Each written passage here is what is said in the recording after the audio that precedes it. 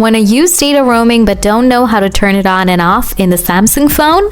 Look no further. Here is the easy process to turn on and off data roaming on a Samsung phone. So let's begin the process.